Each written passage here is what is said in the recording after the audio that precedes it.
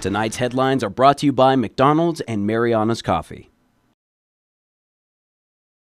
Good evening, Commonwealth. Thanks for watching the Channel 2 News. I'm Chris Nelson. Let's take a look at tonight's top stories. 10 Chinese women among those rescued at sea when a boat from Saipan's Smiling Cove Marina runs out of gas near Guam. Also tonight, bail is set for a man who was awakened with handcuffs, and a captor and a POW who met as enemies and became lifelong friends. In sports, Team NMI may have to pay excess baggage fees for lots of medals they're bringing home. Stay with us. These stories and more are next.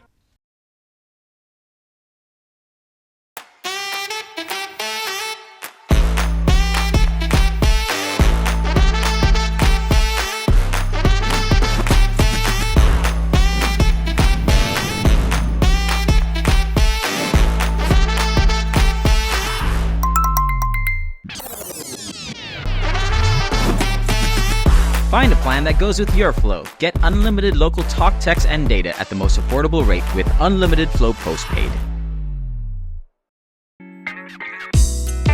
I love Mariana's Coffee. Come join me for a cup.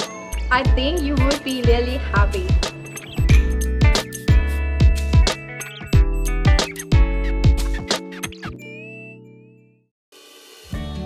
Half a day, women of the Marianas, in our roles as mother, wives, daughters, and friends, we often put the health of our families and loved ones first. But remember, to be the best version of ourselves, we must prioritize our own health. Regular screening like mammograms, pap tests, empower us to detect cancer at its earliest stages, increasing the chances of successful treatment. Take a moment to schedule your screening today. By taking care of ourselves, we can continue to care for those we love. Make your health a priority. Your loved ones need you, and you deserve the best possible care. Schedule your mammogram and pap test by calling the CHC Women's Clinic at 670-234-8951.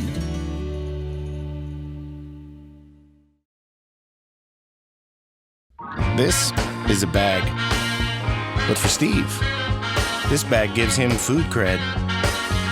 Because now everyone knows that when they have that craving, or they're just looking for the perfect deal, well, they just need to follow Steve.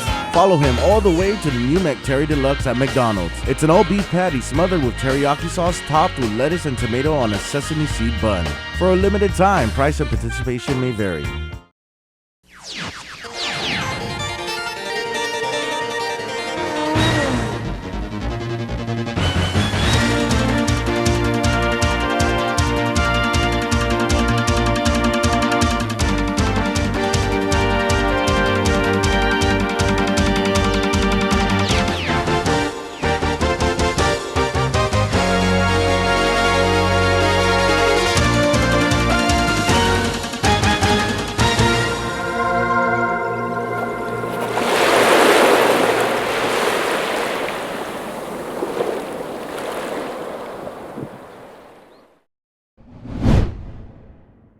"13 Chinese nationals who reportedly left from Smiling Cove Marina on Saipan were rescued by U.S. Coast Guard forces about 13 nautical miles north of Guam. The Coast Guard says 10 women and 3 men were aboard this small vessel, the Hvan, which was seen locally at the transient dock in Smiling Cove Marina on Saturday. Local residents tell KSPN2 News today that the boat was recently sold. The distress call came early in the morning yesterday from the operator of the 23-foot vessel, Hvan, signaling they were out of gas and adrift. What they were doing near Guam is unclear, but in months and years past, there have been a number of attempts to enter Guam by residents coming from the NMI on boats. Station Apra Harbor launched their 45-foot response boat. Coast Guard says the operation coordinated with Guam Fire Rescue and other agencies. The crew safely located and transferred all 13 survivors aboard, assessing the need for severe seasickness and dehydration care.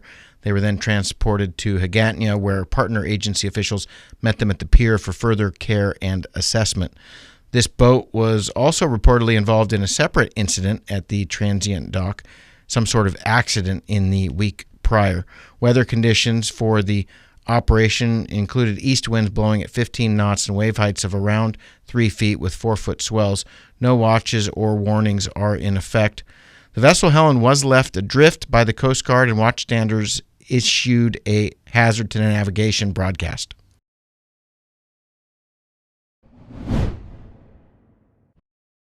Bail set at $5,000 for a man accused of assaulting a victim at a residence. 32-year-old John Jr. Lewis appeared at a bail hearing this morning after police woke him up at 4:21 in the morning and placed him in handcuffs at his residence. The victim called police after fleeing a residence and told police that problems started on Middle Road near the I Love Saipan pop-up store. The victim said an intoxicated Lewis picked her up, and an argument ensued that continued into the night. She told police she feared for her life after Lewis began pushing and slapping her. Police arrested Lewis and are charging him with disturbing the peace and assault and battery. Kenneth Gavendo signed the arrest warrant last night. This morning, Lewis was in front of Judge Joseph Camacho. His next appearance is now set for July the 8th.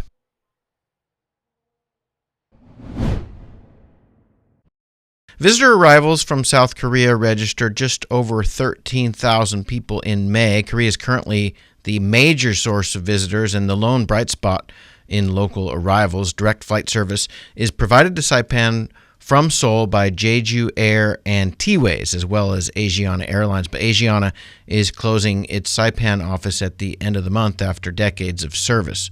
Jeju Airlines, a Korean LCC, started flying to the NMI in 2014 and is now the biggest carrier into the Marianas in terms of both seats and passengers. Visitors from Korea currently comprise 76% of all arrivals to the Marianas. Sejin Kim works for the TAMS company that is the current MVA rep in South Korea, and at MVA's general membership meeting, she says that as a percentage, Koreans are hitting the road at a high pace, up to 5 times more than the Japanese are heading in outbound travel. Budget is important when they decide the destinations, but when you see the Korean population in 2023, 51 millions, but their travel outbound 22.7 million, which is 44% of Korean already traveled in 2023. Kim says that Koreans prefer short travel times, and because of their limited vacation time, our proximity helps. Koreans cannot have holidays like 7 days or 2 weeks, just like European or other countries' patterns. According to research on travel trends, outbound travel was selected as the most desired leisure activity that the survey respondents wanted to engage in the first 4 months of 2024. And that same survey said that price, and specifically airfare price, is the most important decision-making factor. Where do Koreans want to go? Well, Japan came in number 1. Hawaii was number 7. Korean arrivals to the NMI are down a little bit from last year. Jeju will add an extra flight here in mid-July. Starting from July 17, Jeju Air will going to add 1 more flight, so we will have a 3 daily flight from Jeju Air, which is 33 days, like a 1 month additional on the summer peak season. So we will have more than 6,000 seats supplied by Jeju Air. Koreans very often travel in multi-generational groups. They want safety and security and family-friendly activities. Travel agents that book airfare and hotel and activities are still one of the major players in the industry, booking more than half the travel. We believe that the travel agencies, their contribution of the sales and visitor is huge and very important, these numbers. So we want to focus on this market, and these are one of the leveraging point to have more flight to the city. Kim says that home shopping channels remain an important outlet to push sales, as well as e-commerce and airline promotions. She says the imagery of the NMI works well in subway and elevator videos with QR codes. Kim says that exchange rate and high airport fees are some of the local challenges. The Hawaii Tourism Authority, HTA, says that recovery in air travel supply for Hawaii, Saipan, and Guam, The territories of the USA are comparatively slower than other destinations. The recovery rate for international flights per week during this year's summer season expected to reach 98% of 2019 levels. However, routes to the popular destinations for Korean travelers such as Hawaii, Saipan, and Guam are lagging behind the average recovery rate. So far this year, Hawaii and Saipan about even in terms of arrivals for South Koreans, but the average length of stay in Hawaii is longer at just over 8 days. Upgrade your savings when you bundle with any iPhone 15 series today. Our affordable Link Bundle gives you the power to choose just what you need, with mobile and home internet starting for as low as $105 a month, no home phone required. Plus, activate your bundle with a brand new iPhone 15 and receive your first 2 months of home internet on us. A $50 port-in credit, a SuperPod AX, and basic installation, all free for a limited time. Additional conditions may apply. Visit DocomoPacific.com to learn more. Docomo Pacific, better together.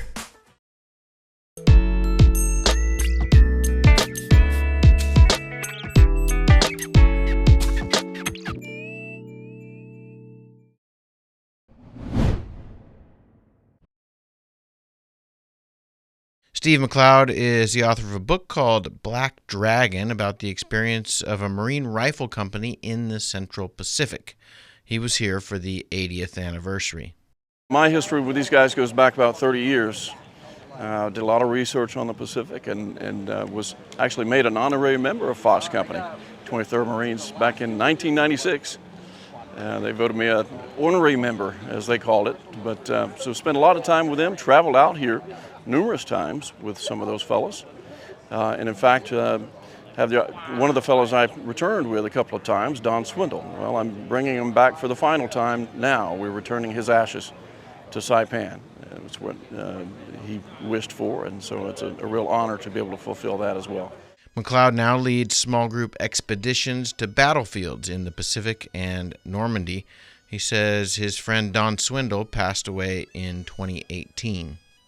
Well, he was a mover and shaker in Fox Company, 2nd Battalion, 23rd. He made all 4 of their landings in the Pacific, the first being in the Marshall Islands, the second here at Saipan, and then at Tinian after that, and then finally at Iwo Jima, where he was wounded pretty badly, significantly on D-Day at Iwo Jima on the 19th of February, 1945.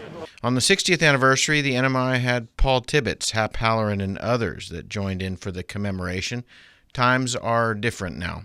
It goes by in a hurry. I was back here for the 60th anniversary, and we had a great number of veterans returning at that time, and they were thrilled to be back here and very supportive of Saipan and Tinian. So, you buy peace the hard way, and that's what they fought for. And so in the grand scheme of things, we've gotten a lot out of it. It doesn't mean the world is perfect by any means, but things had to be done at that time, and we want to try to continue to do our best to honor the sacrifice that they paid just so we could live the lives we wish to.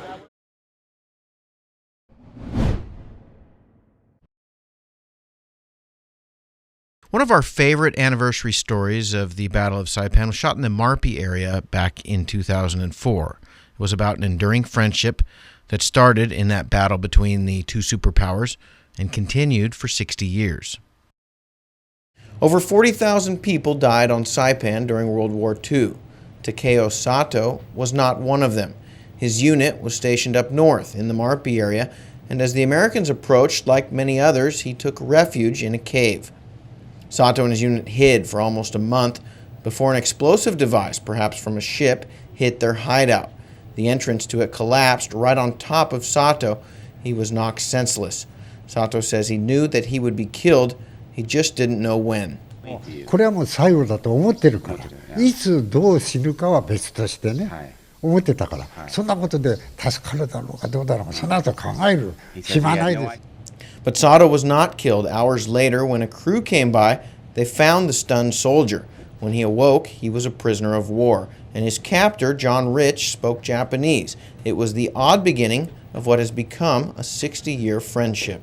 When I first saw him on the truck with the others, I realized he was an unusual man from the time we started. I said, "Are there any officers here?" in Japanese, and he replied in English. First exchange was upside down. I was speaking Japanese, spoke back English. He says, I am a captain.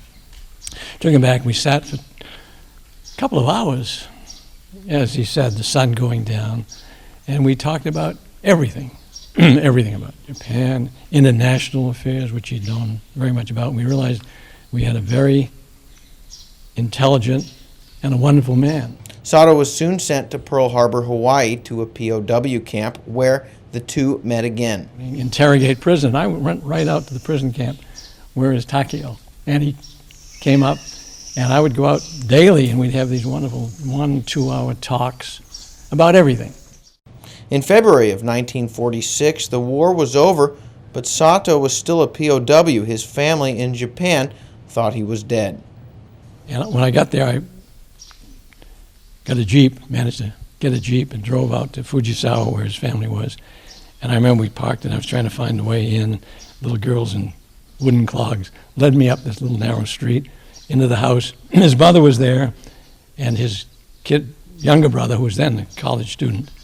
And I went inside and they had his picture draped in black. He'd already had his posthumous Buddhist name, so they thought, assumed he was dead. In November of 1946, Sato came home to Japan, and Rich stayed there, taking a job with NBC. They remained friends, built on that friendship, raised their children together, enjoyed their grandchildren. They returned to Saipan in 2004 for the very first time since that first battle on Saipan. Both in their late 80s, they brought history, wives, and families for their only trip back to where it all started. I don't know, maybe there's a lesson in this, I don't know, but wars end, and people can get along together if you treat them right.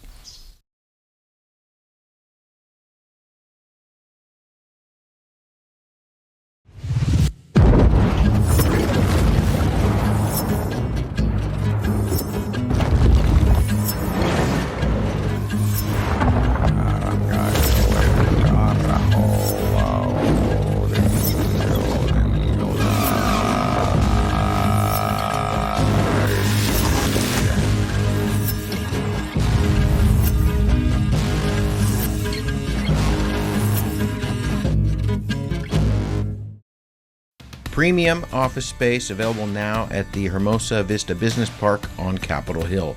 Upgrade your work-life balance and enjoy a distinctive blend of location and nature with open spaces and ocean views. It's the perfect place for creative professionals who want real results. Call us at 670-483-4750 or email hvsaipan@gmail.com.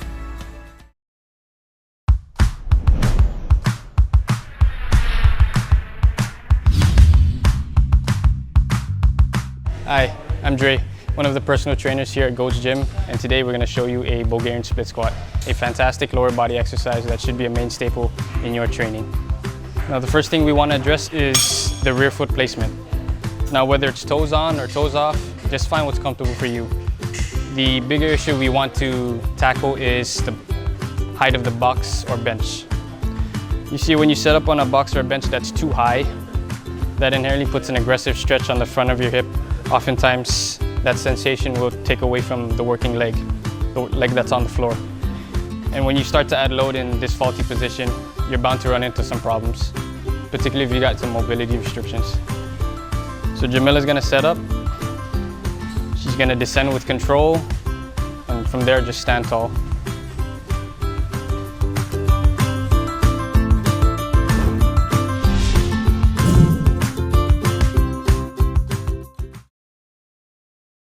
Buenas sports fans.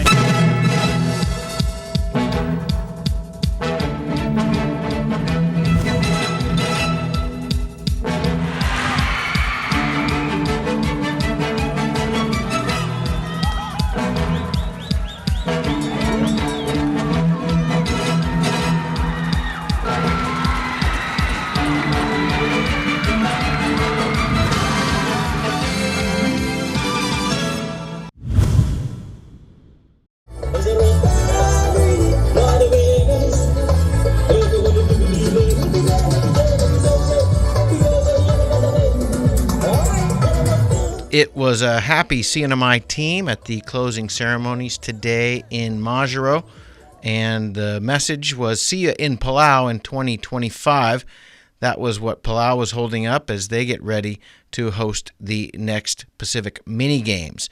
The competition wrapped up and closing ceremonies were held today. Flag bearers at the closing ceremonies today, Leah Rangamar and Ryan Babauta.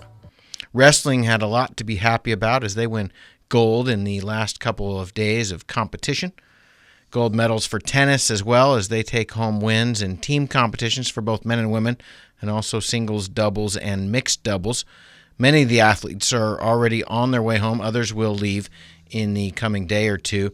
As of 8 p.m. yesterday, unofficial medal standings had the NMI atop the leaderboard with 68 gold medals and 120 medals overall. In second place was Nauru with 64 gold medals and 101 overall. Nauru winning many of those medals in weightlifting. Marshall Islands was third with 34 gold medals and 109 overall.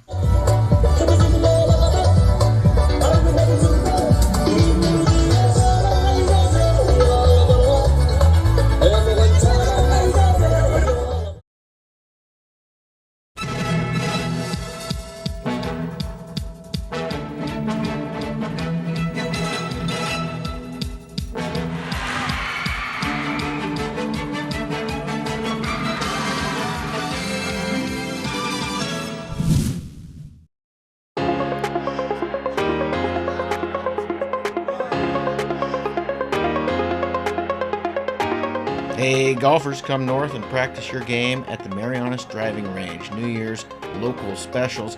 10-piece coupon books available for just $60. That's a $10 savings. Want to get really good? Come work on your swing every day for just $99 per month. It's our practice pass and you're going to love it.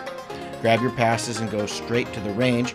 You can social distance and chip all at the same time, and the views are free. Reserve now at marianastrekking.com. You can pay online, open 7 days a week.